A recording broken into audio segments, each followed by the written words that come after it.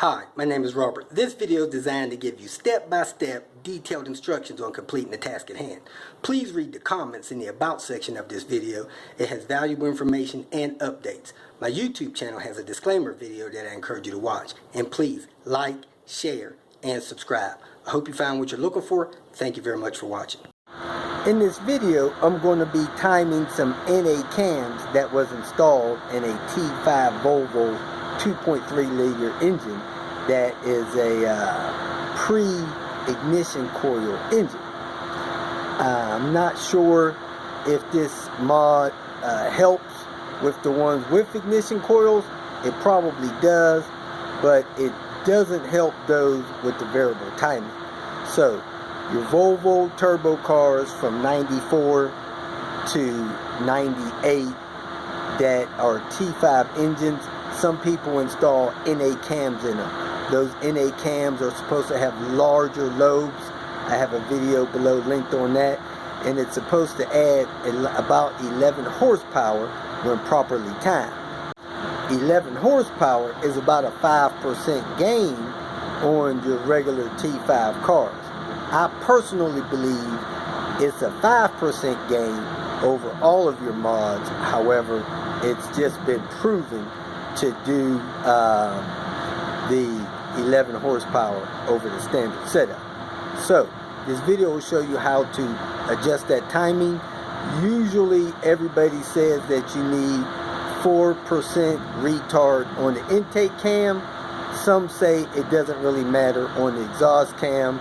Nonetheless, you want to check with your tuner to see where the best setting is for those cams if they know. If they don't know, just go 4% retard on the intake and 4 or 5% advance on the exhaust.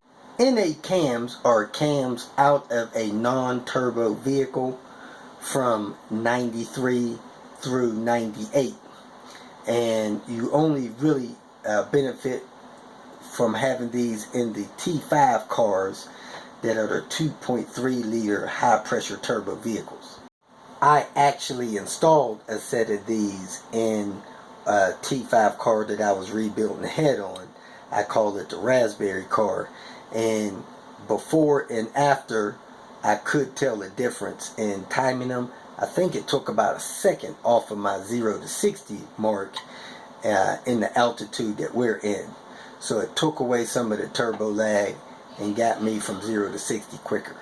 In this video, we're going to use the cam alignment tool to time the NA cams on a Volvo 850 and S70 up to the 98 models.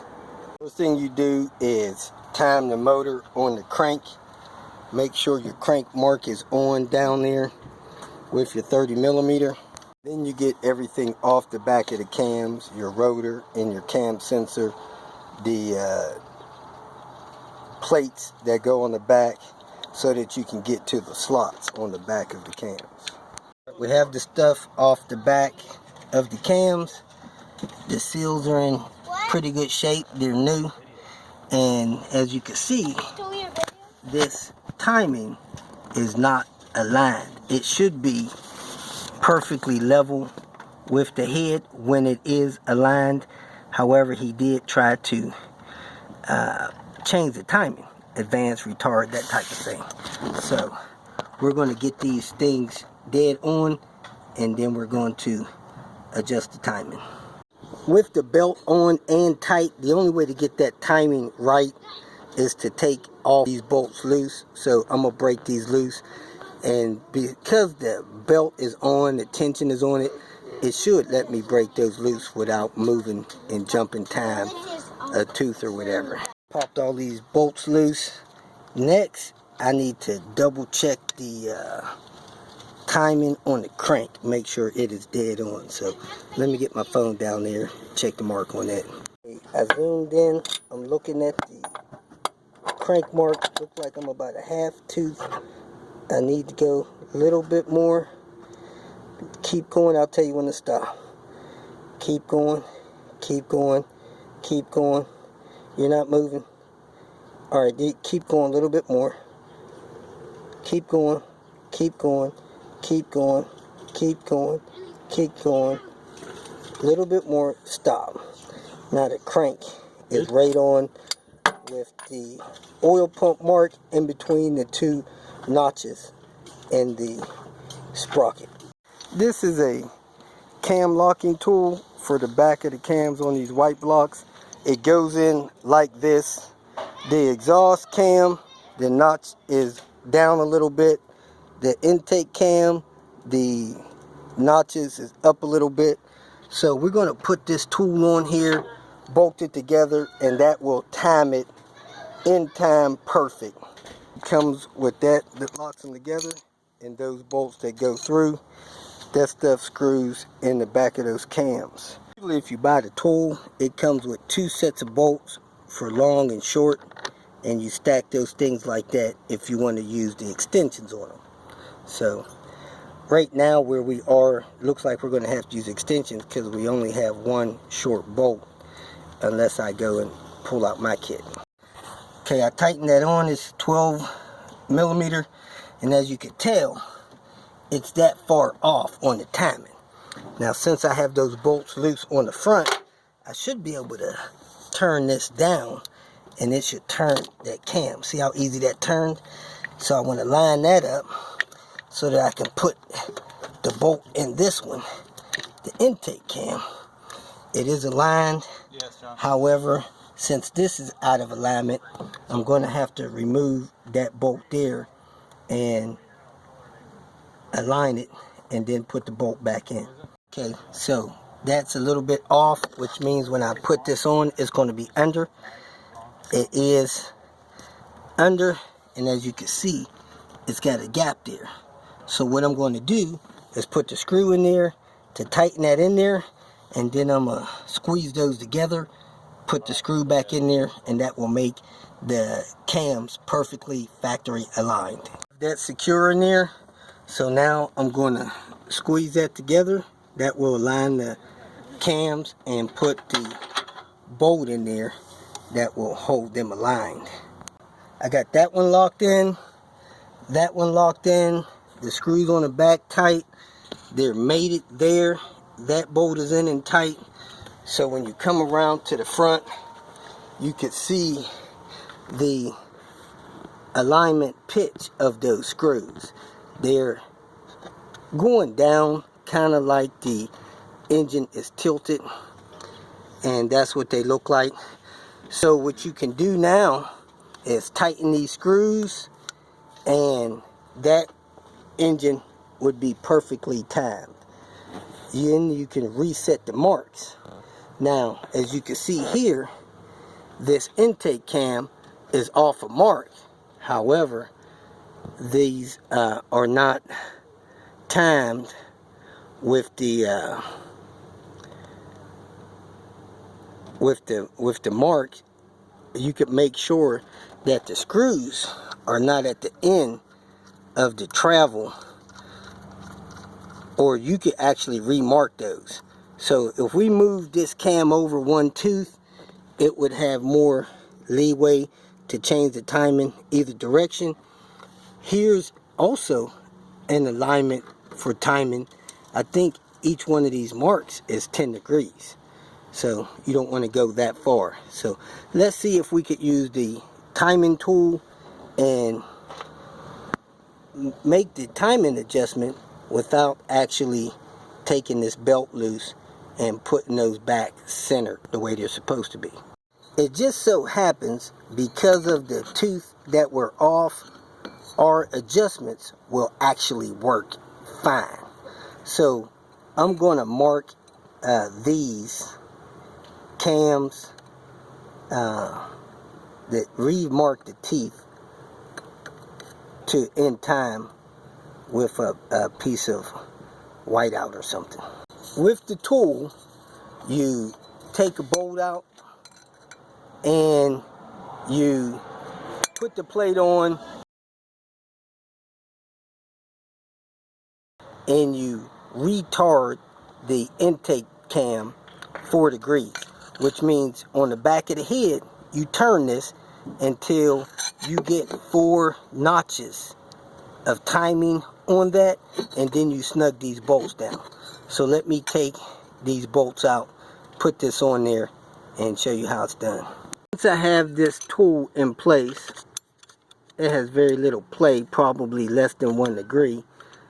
I'm going to put a little white out there, which I did, which is in time on that thing, and then I'm going to put a little mark on that whiteout to represent perfectly in time with that.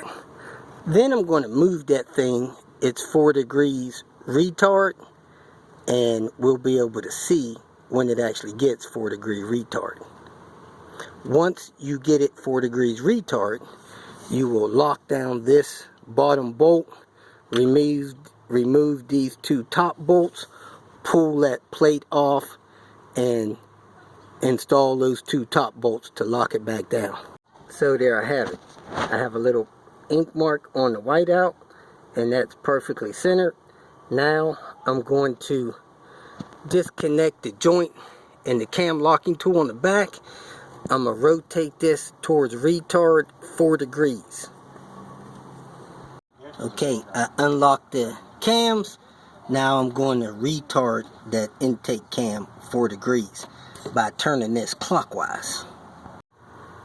If you don't have a cam locking tool for the back of the head and you want to do this from the front, you can actually wedge a screwdriver between these couple of screws and retard it that way. Push it on the front counterclockwise to cause the retard to happen. So you take a screwdriver like this, real long, you put it in there like that, and you cause that to turn until you bump it to 4 degrees or something bigger. But if you got the cam locking tools, use that on the back. It's better than stressing those bolts up front. Okay, I moved the tool on the back. This was straight. We got 1, 2, 3, 4. I need to bump it a little bit more to get my 4 toward the retard. I'm at about 3.5 right now. Alright, I'm at 4 degrees retard. That's neutral. We got 1, 2, 3, 4. So I'm going to lock in that bottom bolt, tighten up, remove the top 2 bolts, remove that disc off, and then snug down all 3 bolts. Torque them down. You can see on the back of the head how far that tool moved to get that 4 degrees. Okay, now you see we're getting near the end of the bolt travel, but we're good to go. We locked that down. So the proper timing mark is the white mark and not the hash mark. So now if you wanted to, you could actually re-grind in a new timing mark for this, because you have NA cams, and the best perfect timing for them, because the NA cams have different overlap, exhaust, and intake duration, you will have better performance and run smoother with these timing, with the timing adjusted the way it is now.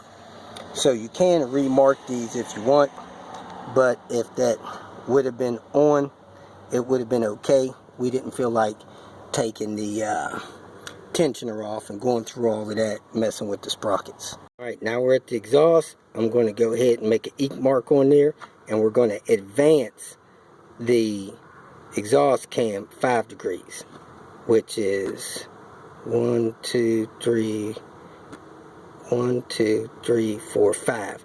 It has 6 total degrees on here. I'm going to go 5.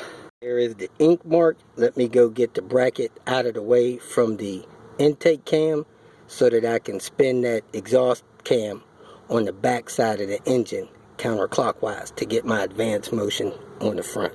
Need a little help adjusting that. A box N19 fits on that perfectly to help you turn that. Alright, I have this stuff torqued down, so it's not as far off as people think. These valves don't start making contact until they're 25 degrees off. Don't misinterpret 25 degrees for 25%. 25% is a quarter of a revolution. 25 degrees is probably a 16th of a revolution, or an eighth of a revolution. So 25 degrees is a lot. We only adjusted them 4 and 5. So they're nowhere near making valve to piston contact. We put the stuff back on the back and hook up your intake tubing and battery and all of that stuff. You can use a different video for that, link below. If you feel that this information was useful, please like it and share it with your social media friends. You can subscribe to my channel so that you will get notifications of future videos that I post. You can follow me on Twitter, and if you need to contact me directly, please visit my website. And if you have any questions, leave them below, and someone or myself will reply to them. Again, thank you very much for watching.